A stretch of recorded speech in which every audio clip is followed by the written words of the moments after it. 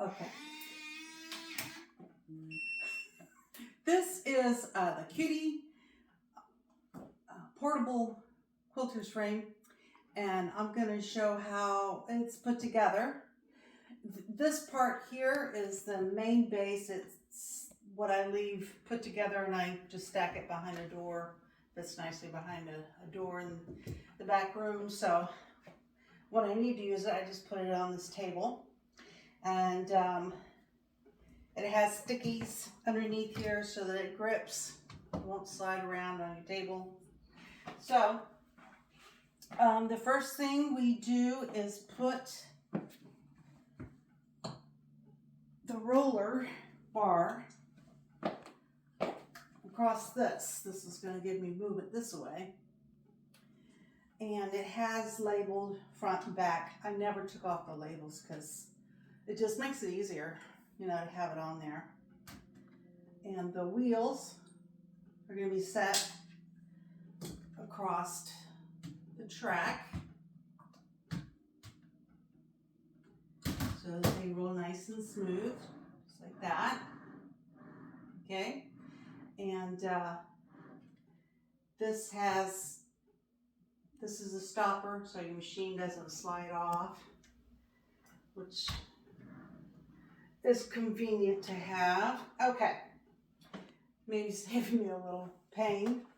Now, next part, this is the plate that you set your sewing machine on.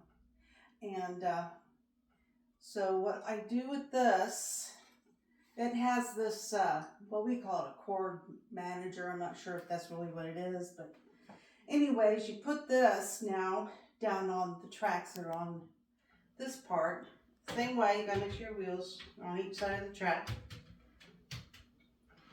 And now this stopper over here will keep this from falling off. You don't want that to come off of the track. And you can go this way, and you go this way. Very easily, it slides very nice. So these are your holders for your sewing machine. Mine is a pretty big machine, so I like to move everything back before I put it on. I'm going to slide it that way.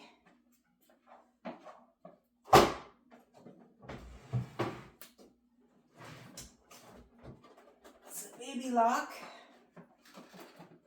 And put it on there just like that.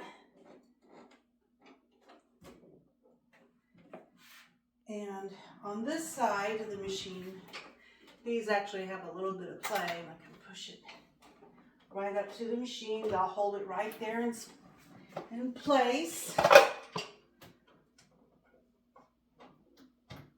Just like that, and just like that. And this big heavy machine just slides real nice.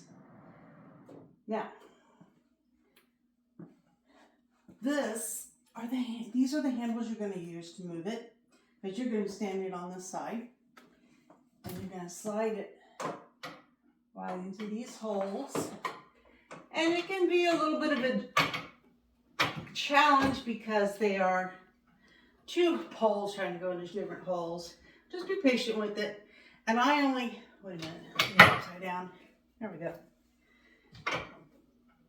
And I don't send it in, but just a little bit, like about right there. And this is all adjustable with the knob here. You can, like, if you want your handles up, you can have them up. I prefer them down. They're not my way, and yet I can still get to them really easy. And keeping these guys all tied up like this at all times is a good idea. Otherwise, it gets tangled up in your machine, and then you're cussing because it's stopping you from doing your work. So now we got this on. As you can see, it slides nice. Now the next part is the uptake pole. This is the uptake pole, and it needs to go through here. This is why we're putting it on last, otherwise you couldn't get it on. You couldn't have gotten the sewing machine on. Yeah, it has to go inside the throat. And lay that on there. Now you'll see this machine is up too high right now, right? It's not going to go on the other side. It won't go all the way in. So what I have to do is I have to raise up the platform. And that has notches. I already have these open so I can pull them up. And for my machine, it needs to go to the E. But I like to do a little bit at a time on each side.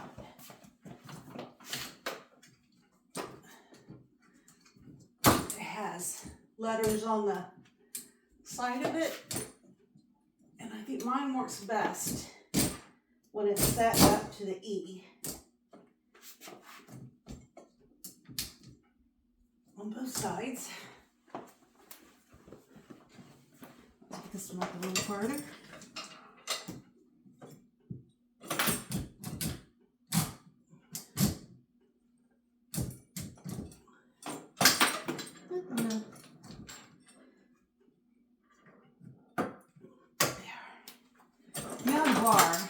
Should fit. And you only want 1/4 inch between this bar and your throat, because you don't actually wrap the quilt around this bar. It kind of just gets piled up behind it or on top of it, so you don't like make a big wad or a big roll. So let's see here. Oh, now we slide these guys. Sure it's all the way in there. Yeah. And you slide that on, and they just slide. That's kind of a weird thing to get used to. At least it was for me. That's slid in there like that.